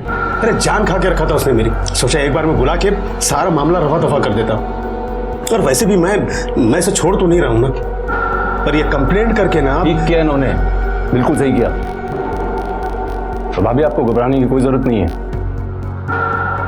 हम महेश को सजा दिलवा के रहेंगे। उससे क्या होगा? इसकी इज्जत वापस आ जाएगी। भाईजान, आप जरा सोच समझ के बोला कीजिए। आपको भाभी का सहारा बनना चाहिए और आप उल्टा उन्हीं के खिलाफ हैं। भाभी, हम ये केस ऊपर तक लड़ेंगे। महेश होगा बड़ा आदमी, पर ये आपका हक है, आपको इंसाफ मिलेगा। ठीक है, तुम लोगों को जो करने का ना वो करो, लेकिन ये महेश मेरे को नजर आ गया ना, वहीं के वहीं मार डालूंगा, उसके जान ले लूंगा उसके। भाईजान, हमें लड़ाई कानूनी तरीके से लड़नी चाहिए, आपकी तरह नहीं। मैडम, फिंगरप्रिंट्स की रिपोर्ट आ गई है। रिपोर्ट के मुताबिक वसीम के घर पे शराब के जो ग्लासेस पाए गए हैं उसके ऊपर के फिंगरप्रिंट्स, बेडरूम के दरवाजे के ऊपर के फिंगरप्रिंट्स महेश के फिंगरप्रिंट से मैच हो रहे हैं। लेकिन ताज्जुब की बात तो यह है कि फातिमा के बॉडी में जो सीमन पाया गया है उससे महेश का सीमन मैच नहीं होता है। मतलब महेश बेडरूम तक तो गया था, लेकिन उसने फातिमा का रेप नहीं किया। साजिद और मोइन के मेडिकल रिपोर्ट्स आए? हाँ मैडम, इन दोनों के भी सीमन फातिमा के बॉडी में जो सीमन पाया गया उससे मैच नहीं हो रहा है। साजिद नहीं, मोइन नहीं, महेश नहीं, तो फिर और कौन? मला वाटतं आपण काहीतरी मिस करतोय। फातिमा और वसीम की बैकग्राउंड फिर से चेक करना, छोटी से छोटी डिटेल निकालना, क्विक। 18 तारीख की दोपहर को वसीम के घर पे किसी को आते जाते देखा है?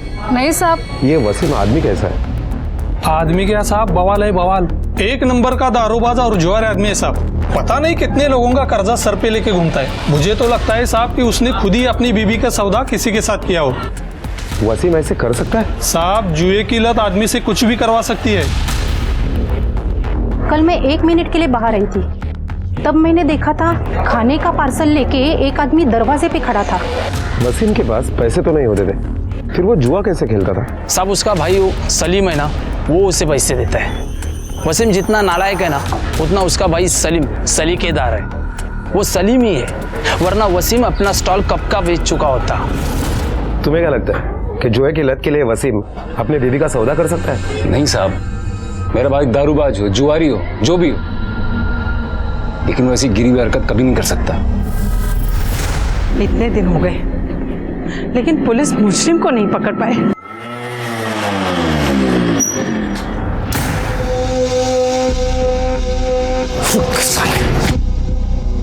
वसीम भाई, तुम मुझे जानबूझ के फंसा रहे हो, क्यों?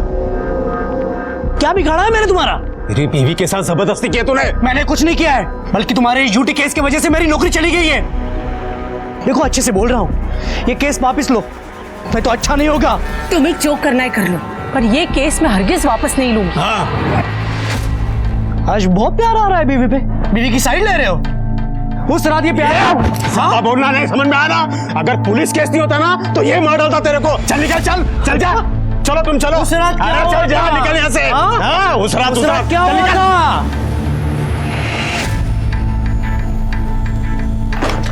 वसीम, वो किस रात के बारे में बात कर रहा था? क्या बात कर रहा था वो? तुम अब भी उसी बात पे अटकी हो। उसे उसके किए की सजा मिलने वाली है, इसलिए पागल हो गया है वो, कुछ भी बकवास कर रहा है। नहीं वसीम, कुछ बात तो है। कुछ दिनों पहले तक तुम हलाला करने के लिए मेरी जान के पीछे पड़े थे, और जब से यह हादसा हुआ है तब से तुम हलाला का जिक्र तक नहीं करते। तुम मुझसे निकाह करना चाहते हो ना? तुमसे निकाह कौन करेगा अभी, वो भी ये हादसा होने के बाद? क्यों? हलाला चल सकता है तो हादसा क्यों नहीं? बिल्कुल नहीं चल सकता, क्योंकि वो एक रस्म है और ये एक बदनुमा धब्बा। कितने दोगले इंसान हो तुम। मैं क्या तुम? मुझे तो लगता है ये तुम्हारी ही साजिश है। निकाह करने की बहुत जल्दी थी ना तुम्हें, इसलिए तुमने ये सारा तमाशा किया है। वसीम, तुम मेरे बारे में ऐसी सोच रखते हो? इतनी बेगैरत हूं मैं? तुम क्या हो, कैसी हो, ये आज मुझे पता चला। बात करते। बदनामी लोगों की नजरों में सवाल फातिमा को भेद रहे थे। दूसरी तरफ वो मानो हताश होने लगी थी कि उसे इंसाफ मिलेगा भी या नहीं। तीसरा झटका वसीम का व्यवहार। वो उस घिनौने जुर्म की जिम्मेदारी उसी के सर पर डालना चाहता था। वसीम को लेकर फातिमा पहले से ही असहज थी और महेश की उस रात वाली बात उसके दिलो दिमाग में घर कर गई थी। अब उसका असहज होना आशंका में बदल गया था, लेकिन अब तक हासिल कुछ नहीं था सिवाय दर्द और बदनामी के। पुलिस पूरी कोशिश कर रही थी, कई सस्पेक्ट थे, लेकिन अभी साबित होना बाकी था कि कौन असली गुनहगार था और किसने फातिमा के साथ बलात्कार किया था। एक तो आप मुजरिम का पता नहीं लगा पा रहे हैं, ऊपर से इसे बार बार पुलिस स्टेशन बुलाकर परेशान कर रहे हैं। आखिर चल क्या रहा है? मैडम आप प्लीज शांत हो जाइए। हम हमारी तरफ से पूरी कोशिश कर रहे हैं और हमें इनसे बात करने दीजिए। फातिमा जी आप बैठ जाइए प्लीज। वसीम को जुए की लत थी और उसकी वजह से आप दोनों में झगड़े भी होते थे, क्या ये सच है? जी, जुए की वजह से सब बर्बाद कर दिया था उसने।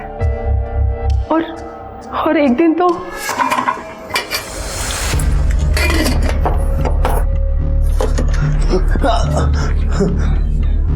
ये क्या कर रहे हैं आप? ये पैसे मैंने जोया और इमरान की पढ़ाई के लिए जमा किए, ना कि आपका जुआ खेलने के लिए। दीजिए मुझे, दीजिए, हट दीजिए मुझे पैसे दीजिए। अरे हट, रुकिए, पैसे दीजिए मुझे। छोड़ बोला ना, दीजिए, पैसे दीजिए।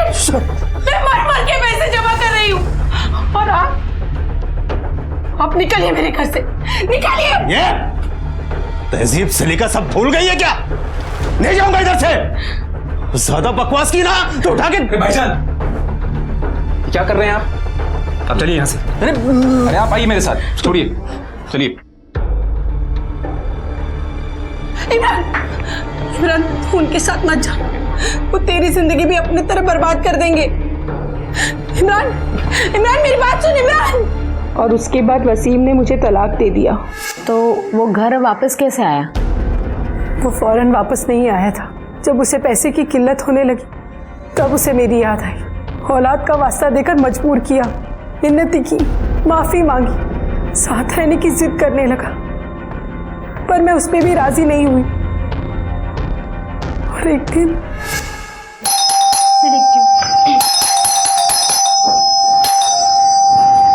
अम्मी अब्बू की तबीयत बहुत खराब है। अम्मी प्लीज आप मेरे साथ चलिए, अब्बू को आपकी जरूरत है। अम्मी प्लीज, अम्मी मेरे साथ चलिए। इमरान मैं कहीं नहीं जाऊंगी और उस आदमी के यहाँ तो कतई नहीं। अम्मी प्लीज प्लीज मेरी बात मानिए, अब्बू को आपकी जरूरत है और चाचू भी घर पर नहीं है। अब्बू अकेले, और अब्बू के लिए नहीं तो मेरे लिए और जोया के खातिर प्लीज चलिए। हाँ अम्मी चलते हैं ना, मुझे भी अब्बू की बहुत फिक्र हो रही है, क्या मालूम किस हालत में होंगे। चलिए ना अम्मी। अम्मी अब्बू अब्बू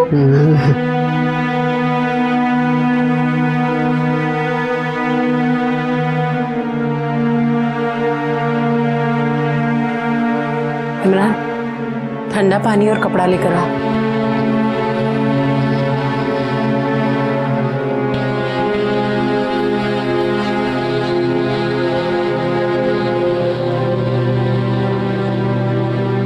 फातिमा, मैंने तुम्हारे साथ क्या क्या नहीं किया और तुमने फिर भी मेरा साथ दिया। मैं अपने किए पे शर्मिंदा हूँ फातिमा, मुझे माफ कर दो। वसीम अब कुछ नहीं हो सकता। हो सकता है फातिमा। मैं वादा करता हूँ मैं सुधर जाऊंगा। मैं जुआ नहीं खेलूंगा, मैं शराब भी नहीं पीऊंगा। बस एक मौका दे दो मुझे। मैं जानती थी उनकी जुआ खेलने की लत कभी नहीं जाएगी, वो कभी नहीं सुधरेंगे, इसीलिए मैं उनसे सुलह नहीं कर रही थी। पर एक दिन मुझे महसूस हुआ कि मुझे शौहर की ज़रूरत हो ना हो, जोया को बाप की ज़रूरत है। उसके बाद मैंने फैसला किया कि मैं अपने लिए नहीं पर अपनी औलाद के लिए वसीम को एक मौका ज़रूर दूंगी। इसीलिए पिछले 6 महीने से हम साथ रह रहे हैं और वसीम में तब्दीली आई भी। उसकी जुए की लत छूटने लगी, एक जिम्मेदार शौहर और बाप होने की कवायद करने लगा। पर फिर एक दिन ये मनहूस दिन आ गया जिस दिन मेरे साथ पर कुछ दिनों से उसका बर्ताव बहुत अलग है। पहले तो वो हमेशा निकाह और हलाला की बात करता था, लेकिन आजकल नजरअंदाज करता है। शायद महेश ने मेरे साथ ऐसा किया इसलिए। महेश ने आपके साथ कुछ नहीं किया, सबूत है हमारे पास। फिलहाल आप जा सकती है, केस में कुछ डेवलपमेंट हुआ तो definitely I will get back to you. चलो फातिमा, फातिमा चलो।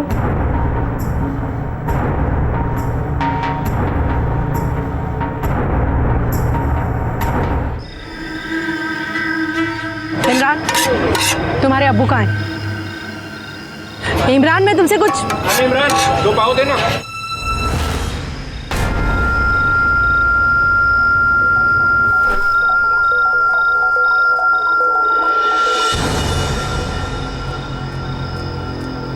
वसीम, पुलिस ने मुझे बताया कि महेश बेकसूर है, उसने कुछ नहीं किया, असली मुजरिम कोई और है। महेश ने ये तो फिर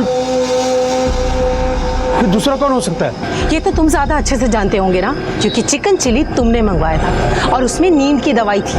तुम कहना क्या चाहती हो? यही कि कहीं ये सब तुम्हारे इशारे पर तो नहीं हुआ? क्या पक रही हो तुम? वक्त नहीं रही हूँ वसीम, तलाक के बाद भी तुमने 2 बार मेरे साथ जबरदस्ती की, तब मैं कुछ नहीं बोली, लेकिन अब बर्दाश्त नहीं करूंगी। अगर इस सब में तुम्हारा हाथ हुआ ना तो मैं तुम्हें छोड़ूंगी नहीं। मैडम, पता चला है कि वसीम जिन लोगों के साथ जुआ खेलता था उनके नाम है महेश, साजिद और चाल का मालक संपतराव। मैडम, और एक बात पता चली है, ये वसीम जिस एरिया में रहता है उसी एरिया में एक जावेद नाम का चरसी आदमी रहता है। ये सब लोग मिलकर उसके घर पर ही जुआ खेलते हैं। मैडम, मोहिना और साजिद के मोबाइल लोकेशन आ गए। उसके मुताबिक मोहिन का मोबाइल लोकेशन 4 मिनट के लिए वसीम के घर पे एक्टिवेट था। उसके बाद पूरा दिन होटल में था। अच्छा, मतलब वो वहाँ पर रुका नहीं? नहीं मैडम। और साजिद? मैडम, साजिद के मोबाइल के लोकेशन के मुताबिक वो पूरा दिन सुबह से लेकर शाम तक होटल पर ही था। वो तो वसीम के घर के आसपास भी नहीं गया। हो सकता है ये उन दोनों के प्लानिंग का हिस्सा हो, लेकिन सबसे पहले हमें जावेद की खबर लेनी पड़ेगी। तो ही जावेद है ना रे? जी सब तेरे यहाँ पे जुआ खेलते थे ना? अरे नहीं मैडम, वो तो इसी टाइम पास के लिए पत्ते खेलते बगैर पैसे के। हाँ। अच्छा, अब सच सच बोल दे, बहुत हो गया तेरा नाटक। तेरी पूरी कुंडली निकाली है मैंने। ऑफिसर महेश कुलकर्णी भी आता था ना तेरे पास जुआ खेलने के लिए? जी मैडम। उसका और फातिमा का कुछ लफड़ा था, बोला था तेरे को कुछ? फातिमा के रेप केस के बारे में कुछ जानता है? मैडम, मैं खाली एक ही बात जानता हूँ, मंगता तो वो बता देता हूँ, पर मेरा नाम किधर नहीं आना मंगता। बोल। उस दिन वो फातिमा का पति वसीम भाई मेरे पास आया था जुआ खेलने।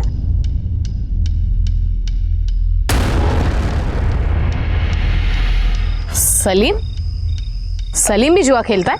जी। वसीम जुआ खेलता है? हाँ सर। और तुम? मुझे सब पसंद नहीं है, इसलिए कभी नहीं खेलता। सलीम ने हमें झूठ क्यों बताया कि वो जुआ नहीं खेलता? और कौन कौन था? और हमारे वो चाल का मालिक संपतराव भी था। ये लो लाओ इधर, आज अपन का दिन है भाई लोग, संभल के। ये लो, आज सबको कंगाल करके छोड़ूंगा मैं। पहले चल वसीम, देखते हैं आज कौन किसको कंगाल करता है। ये ले, सबसे बड़ा दाव, अहमद।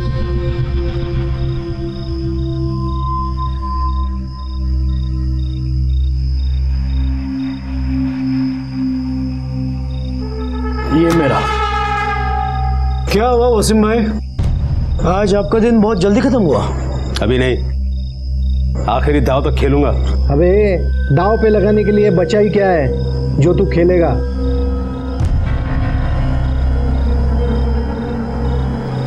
अरे निकलेगा भी, देख कैसे।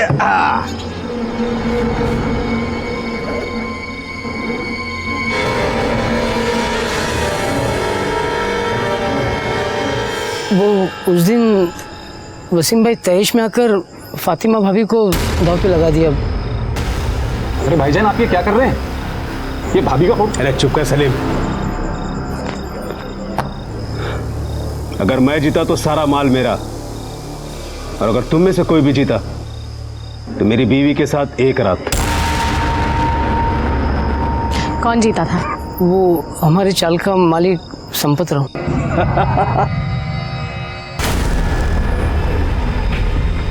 3 बेगम,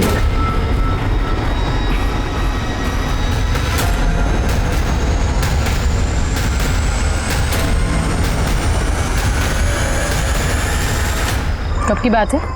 ये कोई तकरीबन 6 महीना पहले। ठीक है, तू जा, कुछ लगा तो वापस बुला लेंगे। जी जी। मैडम 6 महीने पहले तो ये वसीम और फातिमा साथ में भी नहीं रहते थे, और उसके बावजूद भी वसीम ने फातिमा को दाव पे लगा दिया। एक काम करो, संपत राव को बुला लो। वसीम ने जुए में फातिमा को दाव पर लगाया था और वो बाजी तू जीता था। बोल इसके बाद क्या हुआ? बक। मैंने और वसीम ने एक प्लान बनाया था। बोल, कब आऊं फातिमा के साथ रात गुजारने?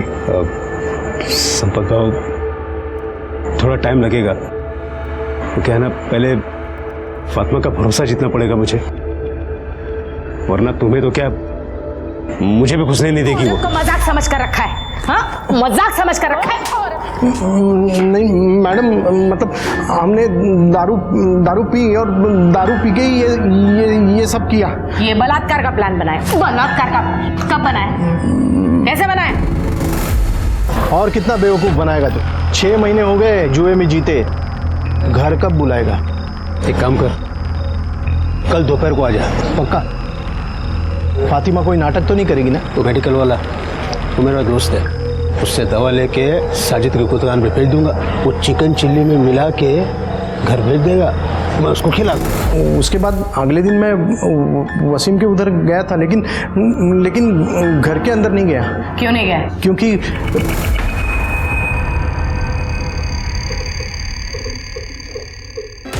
उसके बाद मैं अपने घर चला गया। शाम को मुझे पता चला कि फातिमा का बलात्कार हुआ है। मैं डर गया, मुझे लगा मैं बेकार में फंस जाऊंगा। घबरा मत। रेप केस में तू अंदर नहीं भी गया तो औरत का सौदा करने के वाहियात हरकत के जुर्म में जरूर जाएगा। हॉटेल घेऊन जायला आणि याची मेडिकल टेस्ट पण करा। हो मैडम गलती हो गई मैडम। अब अंदर जाके पछताना। चल चल। इसके कॉल रिकॉर्ड्स, मोबाइल लोकेशन सब निकालो। तो वो सलीम को उठाओ।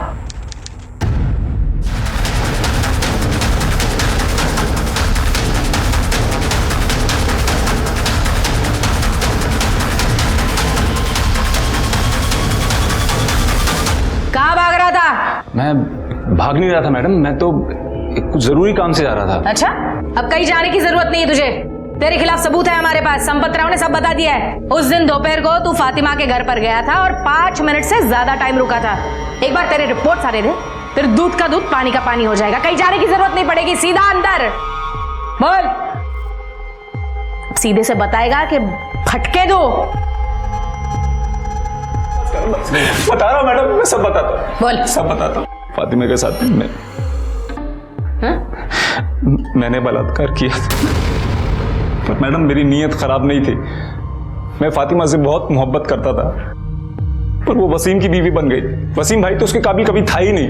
प्लानिंग कब किया था रेप का? वो जब मैंने संपत राव और वसीम भाई की बात सुनी थी। क्या रे वसीम, और कितना बेवकूफ बनाएगा तू?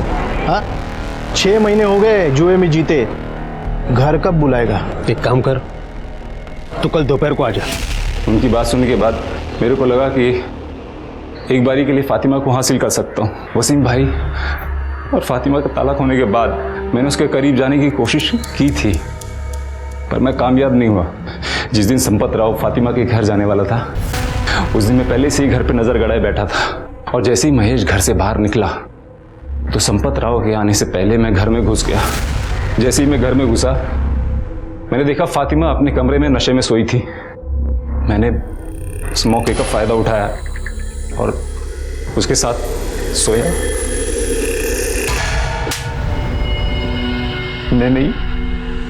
मैंने वसीम भाई को जुआरी बनाया। उसको जुआ खेलने के लिए पैसा देता था, ताकि वो शराब और जुए की लत में हमेशा उलझा रहे, और उसका स्टॉल और फातिमा को मैं हासिल कर लूं।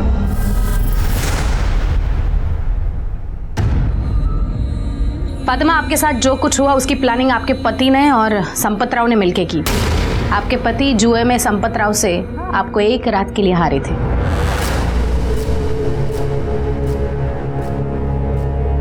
वसीम, तुमने ये क्यों किया? मुझे माफ कर दो। अल्लाह का खौफ नहीं है तुम्हें? रुकिए, असली गुनहगार कोई और नहीं, सलीम है। यह हरकत आपके साथ उसी ने की है।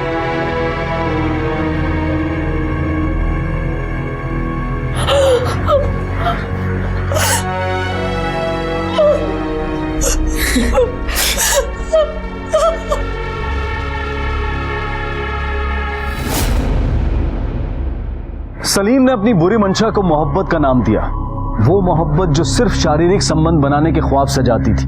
उसने फातिमा को इंसान नहीं समझा, बल्कि सिर्फ दिल खुश करने और अपनी नीच ख्वाहिश को पूरा करने की एक वस्तु मान लिया था। वसीम इससे भी कई दर्जे नीचे था, जिसके लिए फातिमा सिर्फ एक मुनाफे की चीज थी। इनके अलावा संपत राव, साजिद, महेश, ये सब समाज के वही किरदार हैं जिन्हें औरत सिर्फ शरीर का सुख भोगने की एक चीज लगती है। फातिमा इनसे लड़ी, लोगों के तानों के बावजूद डट कर खड़ी रही और इंसाफ का अपना हक लेकर रही। बेशक कड़े कानूनों की जरूरत है, लेकिन उसके साथ साथ समाज में औरत के प्रति पुरुष की मानसिकता बदलने की भी उतनी ही जरूरत है। इसी विचार के साथ अब मैं अनूप सोनी आपसे विदा लेता हूं। फिर मुलाकात होगी अगले एपिसोड में एक और चौंका देने वाले केस के साथ। तब तक अपना और अपने परिवार का ख्याल रखें और देखते रहें क्राइम पेट्रोल सिटी क्राइम्स। सबक एक को सीख हम सबको। जय हिंद। क्राइम पेट्रोल के ऐसे ही मजेदार एपिसोड्स देखने के लिए हमारे चैनल को सब्सक्राइब करें।